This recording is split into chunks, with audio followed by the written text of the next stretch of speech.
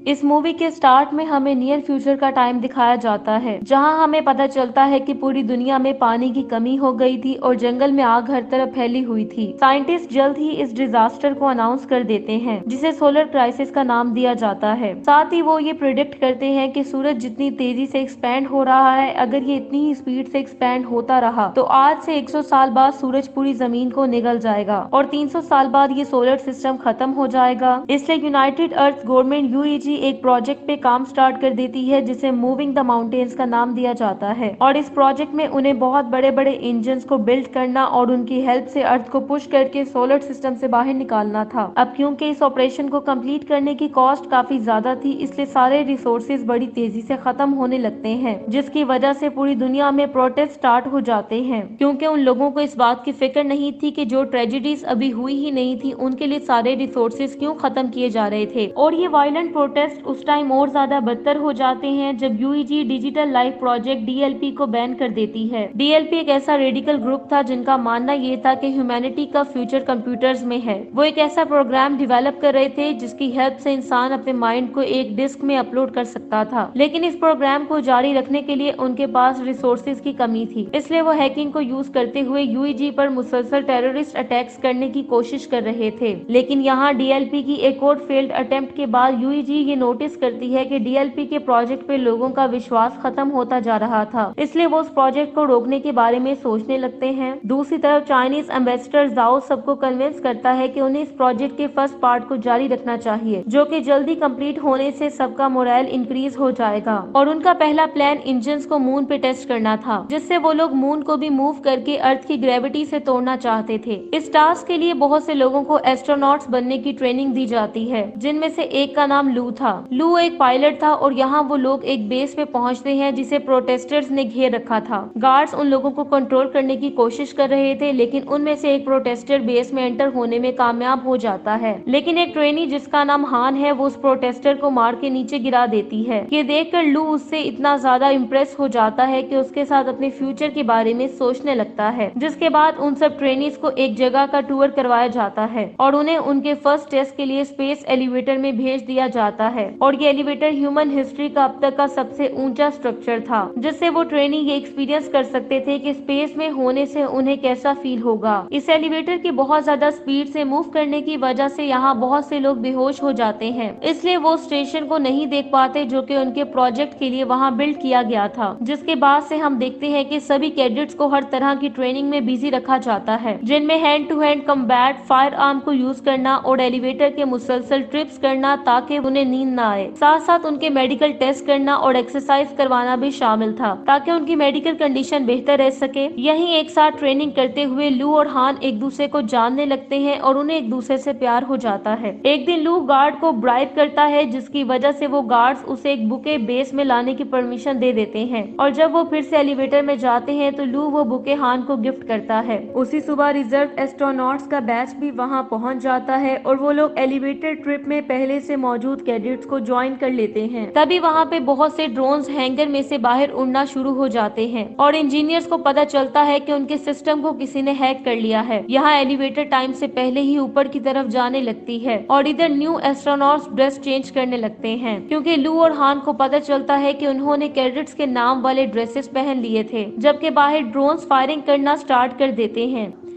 और सब लोग बेस को डिफेंड करने लगते हैं। पायलट्स इसके लिए प्लेन्स को यूज करते हुए अपने ही ड्रोन्स को शूट करने की कोशिश करते हैं, लेकिन उनका सिस्टम ड्रोन्स का निशाना लेने से इनकारी था, क्योंकि वो ड्रोन्स अलाइज के तौर पे डिटेक्ट हो रहे थे। इसी चीज का एडवांटेज लेते हुए वो ड्रोन्स मिसाइल से एक एलिवेटर को डिस्ट्रॉय करने में कामयाब हो जाते हैं और दूसरी एलिवेटर में मौजूद न्यू कैडेट्स डोर्स और चेयर्स को लॉक करना स्टार्ट कर देते हैं और दूसरे कैडेट्स की आईडीज चोरी करने लगते हैं और जो कोई भी रेजिस्ट करता है वो उसे मारने लगते हैं। दूसरे रूम में लू अपनी चेयर से उठता है और अपनी ग्लासेस को यूज करते हुए लॉक स्क्रीन को जलाने लगता है, जिससे वो डोर ओपन हो जाता है। यहाँ लू अपने इंजर्ड साथियों को चेक करता है, जिसके बाद वो उन टेररिस्ट का पीछा करता है और उनसे फाइट करने लगता है, यहाँ तक कि उनमें से एक आदमी एज से नीचे गिर के मारा जाता है। जिसके बाद लू एक फायर एक्सटिंग्विशर से दूसरे आदमी को मारने की कोशिश करता है, लेकिन अब काफी देर हो चुकी थी, क्योंकि उन स्टोलन आईडीज की वजह से टेररिस्ट उस एलिवेटर की एक्सेस अपने अपने स्टेशन को दे चुके थे और उसी टाइम हम देखते हैं कि ड्रोन्स मिसाइल्स को अपने साथ अटैच करने लगते हैं, जबकि बेस में मौजूद साइंटिस्ट 550C को लेके वहां पहुंच जाते हैं। 550C असल में एक इंटेलिजेंट क्वांटम कंप्यूटर है जो कि यहाँ आखिरकार हैकिंग को ओवरराइड कर देता है, जिसकी वजह से ड्रोन जमीन पे क्रैश होने लगते हैं, इसलिए हर तरफ तबाही मच जाती है और एलिवेटर वापस नीचे की तरफ ड्रैग होने लगती है और उसमें जीरो ग्रेविटी हो जाने की वजह से सभी टेररिस्ट इधर उधर गिरने लगते हैं। यहाँ लू अभी भी एक टेररिस्ट से फाइट करने की कोशिश कर रहा था, इसलिए हान एक मैकेनिकल आर्म से विंडो को तोड़ देती है और उस टेररिस्ट को मारने में लू की हेल्प करती है, लेकिन वो आदमी यहाँ बेहोश होने से पहले डेटोनेटर को प्रेस कर देता है और अब वो स्टेशन बेस पे ही क्रैश हो जाता है, जिससे हर तरफ तबाही मच जाती है और एलिवेटर में मौजूद बहुत से लोग भी मारे जाते हैं। लेकिन तभी लू हान पे जंप कर देता है और अपने आप को शील्ड के तौर पे यूज करते हुए हान को बचाने लगता है। नेक्स्ट सीन में हम देखते हैं कि उस बेस को खाली कर दिया जाता है और न्यूज में 3000 लोगों की डेथ को रिपोर्ट किया जाता है। इसके बाद आने वाले कुछ हफ्तों में होने वाले दंगे और टेररिस्ट अटैक्स एक भयानक शक्ल ले लेते हैं, क्योंकि बेस में उनके बहुत से रिसोर्सेज डिस्ट्रॉय हो गए थे और काफी ज्यादा लोग भी मारे गए थे। इससे सब लोग गवर्नमेंट से DLP को वापस लाने की डिमांड करने लगते हैं। यहाँ जाओ की असिस्टेंट उसकी स्पीच को पढ़ने लगती है, जिसमें वो UEG को इस प्रोजेक्ट में ट्रस्ट करने की एडवाइस करता है, जबकि वो खुद यहाँ अमेरिकन एम्बेसडर से बातचीत कर रहा था ताकि वो उनको ये मिशन कंप्लीट करने का एक मौका जरूर दें। इसके कुछ हफ्तों बाद हम देखते हैं कि क्रियो स्लीपिंग पॉड्स को क्रियो के साथ मून पे भेजा जाता है, जो कि लूनर इंजन्स पे काम करना जारी रखेंगे। यहाँ हम देखते हैं कि एक कंप्यूटर इंजीनियर हैंगयू की जब आंख खुलती है तो वो अपनी चीजें चेक करने जाता है, जिनमें से एक AI 550A और उसकी डेड बेटी की रिकॉर्डिंग जिसमें वो उससे बात कर रही थी वो भी शामिल थी। लेकिन 550A की लिमिटेशन की वजह से उस रिकॉर्डिंग की ड्यूरेशन बहुत ही कम थी। यहाँ हमें ये भी पता चलता है कि हैंगयू पहले DLP के लिए ही काम करता था, लेकिन अब उसने लूनर प्रोजेक्ट पे काम करने की ऑफर एक्सेप्ट कर ली थी ताकि वो AI के न्यू मॉडल 550C तक पहुंच सके, जो कि अब पूरी बेस को कंट्रोल करेगा। और हैंगयू उस 550C की हेल्प से अपनी बेटी के क्लिप को यूज करके उसके माइंड को फुल AI में डेवलप करना चाहता था। हैंगयू को यहाँ बाकी टीम के साथ काम करते हुए पता चलता है कि कंप्यूटर रिसर्चर जैंग 550C का इंचार्ज है और हैंगयू सिस्टम के ऑपरेशंस पे उसके साथ मिलकर काम करना चाहता था। और यहाँ जैंग और हैंगयू 550C की पहली टेस्टिंग कंप्लीट कर लेते हैं, जिससे बेस के सभी सेक्टर्स एक्टिवेट हो जाते हैं। यहाँ जब कंप्यूटर अपना काम कर रहा था तो वो दोनों वेट कर रहे थे, तभी जैंग हैंगयू को उसके डिजिटल माइंड की कॉपी देता है, जो कि UEG ने DLP को बैन करते वक्त जब्त कर ली थी, और उसे एक्सप्लेन करता है कि ये उसकी मर्जी है कि वो इसको डिस्ट्रॉय करना चाहता है या नहीं। कुछ टाइम बाद हैंगयू अपनी बेटी का क्लिप जैंग को दिखाता है और उस दिन को याद करने लगता है जब वो अपनी वाइफ और बेटी के साथ गाड़ी में कहीं जा रहा था और ध्यान रोड से हट जाने की वजह से वो सामने से आने वाले ट्रक को नहीं देख पाता और उनकी कार ट्रक से टकरा जाती है,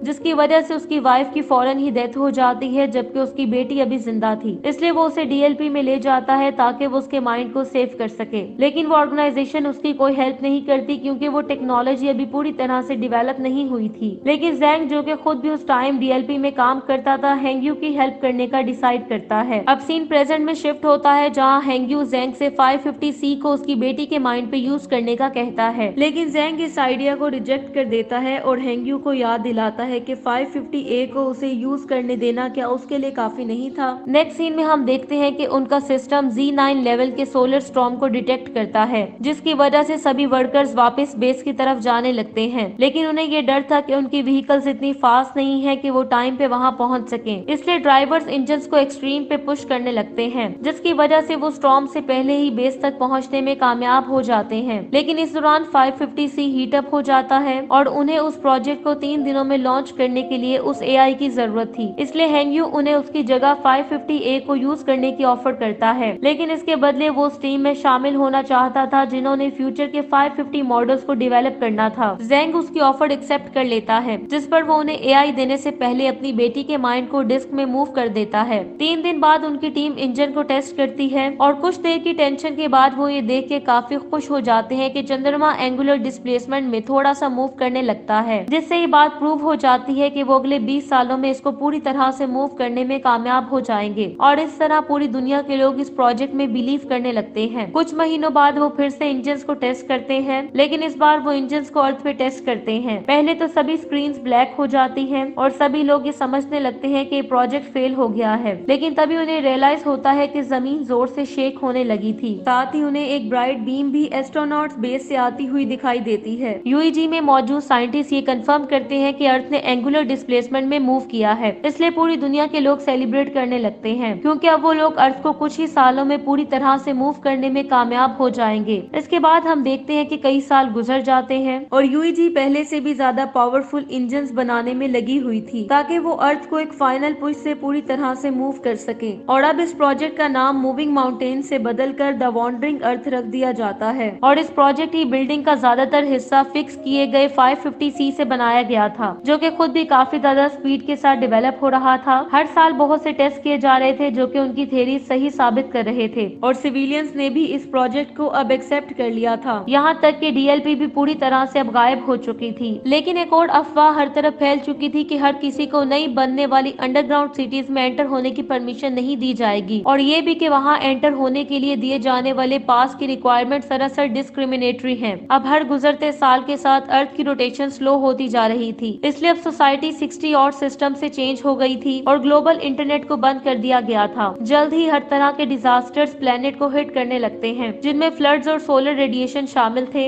इसलिए कैंसर केसेस भी बड़ी तेजी से बढ़ने लगे थे। यहाँ हमें ये भी पता चलता है कि लू और हान अभी जिंदा थे, उनकी शादी हो चुकी थी और उनका एक बेटा भी था। यहाँ वो इस बात से काफी परेशान लग रहे थे क्योंकि उन्हें नहीं पता था कि वो अंडरग्राउंड सिटीज में एंटर होने के लिए अपने बेटे का पास कैसे हासिल करेंगे। और यहाँ हमें ये भी पता चलता है कि हान को भी सोलर रेडिएशन की वजह से कैंसर हो चुका था। इस दौरान हम हेंग्यू को भी देखते हैं जिसने अपनी बेटी के माइंड पे काम करना अभी तक नहीं छोड़ा था और साथ ही उसने 550 के न्यू मॉडल को डेवलप करने में भी हेल्प की थी, जिसे 550W का नाम दिया जाता है। स्टेशन के गिरने वाले इंसिडेंट को अब 14 साल बीत चुके थे और लू जो कि अब मेजर था वो नेविगेटर की जॉब के लिए इंटरव्यू देने चाहता है, जिसे न्यू स्टेशन पे भेजा जाना था। यहाँ लू का इंटरव्यू 550W करता है और ये एडमिट करता है कि लू की स्किल्स काफी ज्यादा इम्प्रेसिव हैं, लेकिन उसे ये भी पता था कि लू की फैमिली को किन मुश्किलात का सामना करना पड़ रहा था। इसलिए 550W ये सजेस्ट करता है कि लू को अर्थ पे ही रहना चाहिए और अपनी फैमिली का ख्याल रखना चाहिए। लू यहाँ ये एडमिट करता है कि उसे ये जॉब हासिल करने के लिए अपनी फैमिली को पीछे छोड़ना पड़ेगा, लेकिन यही एक तरीका था जिससे वो अपने बेटे के लिए अंडरग्राउंड सिटी का पास हासिल कर सकता था। मिरर के दूसरी साइड पे इंचार्ज साइंटिस्ट भी सभी इंटरव्यूज को सुन रहे थे और उन साइंटिस्ट में हेंग्यू भी शामिल था। हेंग्यू यहाँ लू को अपने बेटे के बारे में बात करते हुए देखकर वो मुसलसल अपनी बेटी के बारे में सोच रहा था, लेकिन फिर 550W ये प्रिडिक्ट करता है कि लू की लाइफ जल्द ही खत्म होने वाली थी। ये सुनकर लू ब्रेकडाउन हो जाता है और इस तरह वो स्ट्रेस टेस्ट पास करने में नाकाम हो जाता है। नेक्स्ट सीन में हम देखते हैं कि लू हॉस्पिटल जाता है ताकि वो हान के साथ टाइम स्पेंड कर सके, क्योंकि उसकी कंडीशन इतनी ज्यादा खराब हो जाती है कि अब वो घर पे नहीं रह सकती थी। यहाँ हान लू से अपने होम टाउन को आखिरी बार देखने का कहती है, जो कि खराब वेदर कंडीशन की वजह से काफी ज्यादा कठिन हो सकता था। दूसरी तरफ हेंग्यू लू के पैशन से इंस्पायर होकर छुप के बेस में घुस जाता है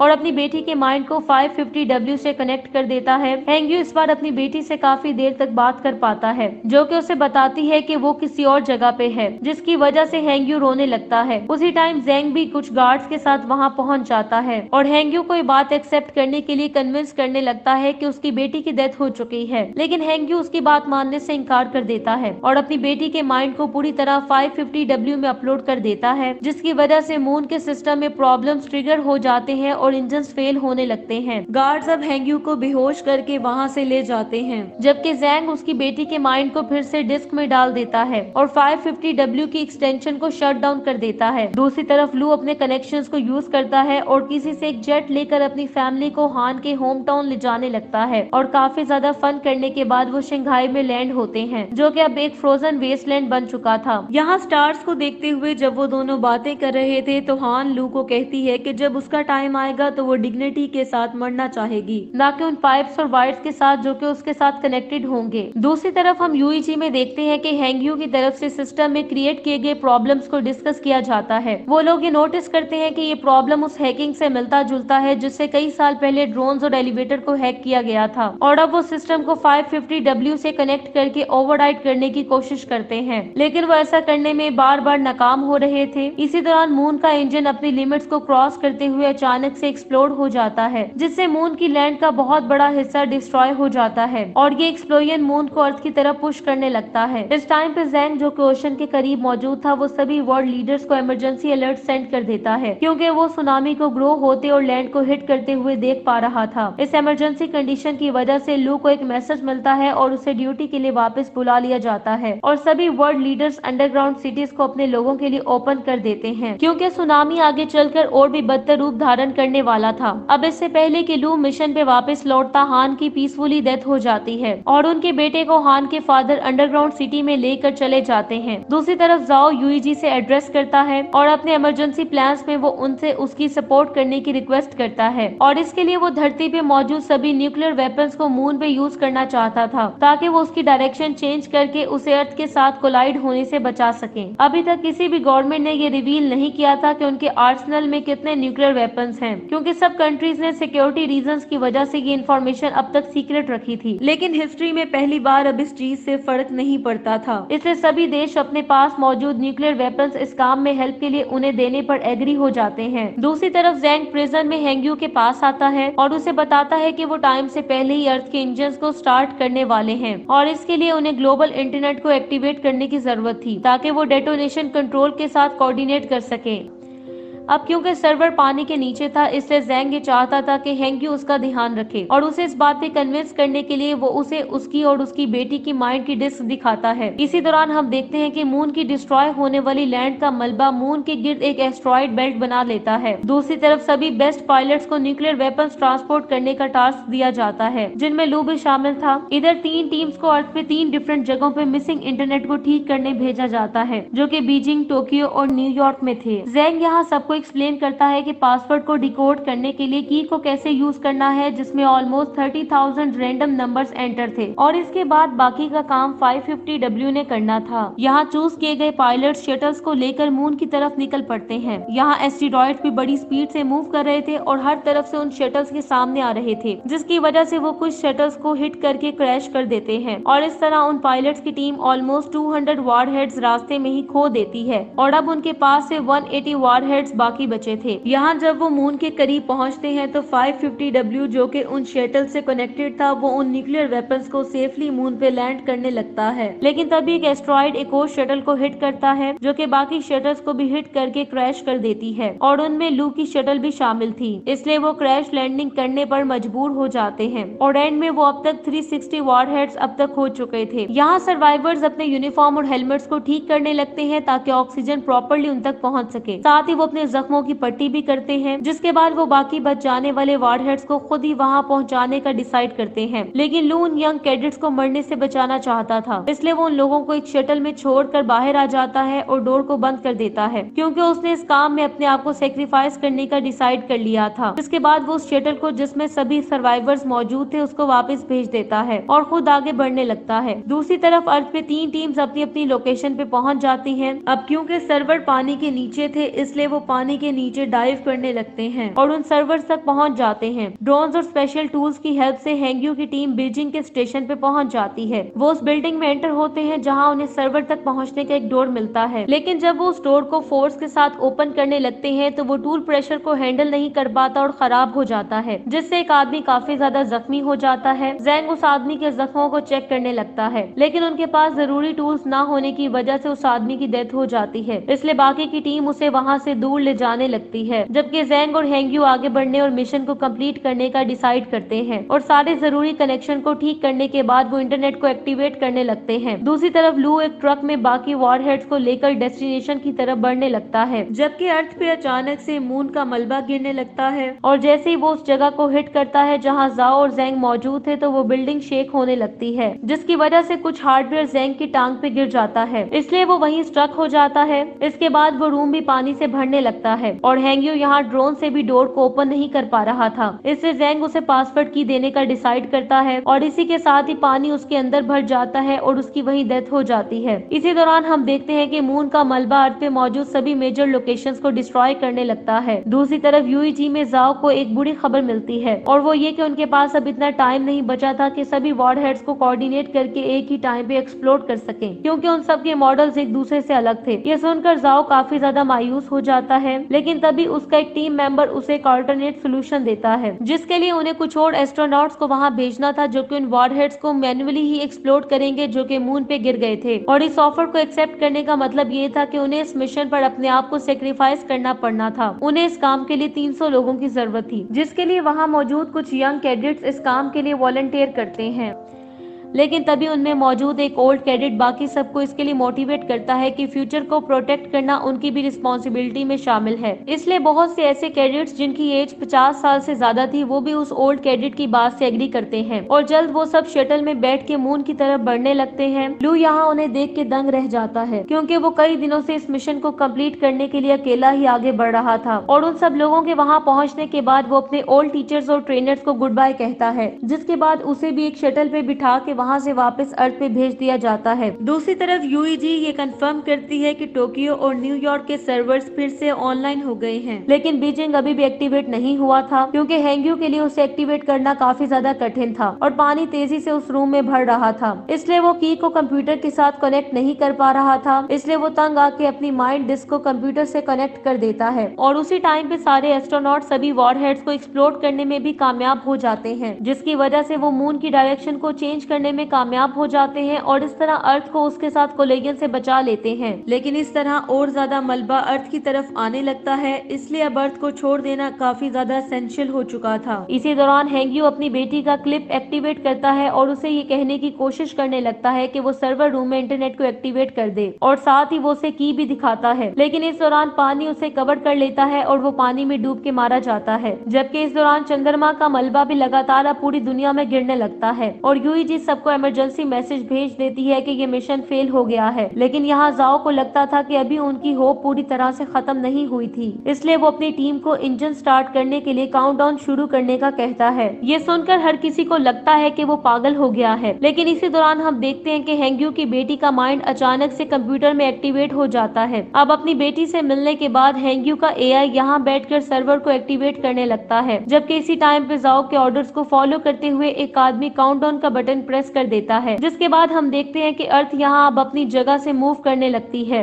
और मून से गिरने वाले मलबे से दूर हो जाती है। ये देखकर पूरी दुनिया के लोग सेलिब्रेट करने लगते हैं और सुनामी की वेव्स भी काम डाउन हो जाती हैं। दूसरी तरफ हैंग्यू और उसकी बेटी के माइंड्स का बैकअप 550W के साथ एक हो जाता है, जिसके बाद हम 7 साल बाद का सीन देखते हैं, जहाँ हमें पता चलता है कि अर्थ की मूवमेंट के बाद उसका 24 ऑड सिस्टम वापस लौट आया था। जाओ अब रिटायर हो चुका था, जबकि उसका असिस्टेंट यूईजी में उसकी लेगेसी को आगे बढ़ा रहा था। अब क्योंकि लूनर क्राइसिस खत्म हो चुका था, इसलिए वो अपने प्लान के सेकंड पार्ट पे काम करना स्टार्ट कर देते हैं, जिसमें सेकंड बूस्ट हासिल करने के लिए उन्हें अगले 10 साल में जुपिटर के करीब पहुंचना था, ताकि अर्थ पूरी तरह से सोलर सिस्टम से बाहर निकल सके। और इसके लिए एक स्टेशन को बिल्ड किया जाता है, जिससे वो इंजन पे नजर रख सकते थे और लू को स्टेशन का इंचार्ज बना दिया जाता है और इस सिस्टम को 550W से मैनेज किया जा रहा था। इसी के साथ ये मूवी एंड हो जाती है। Thank you so much for watching.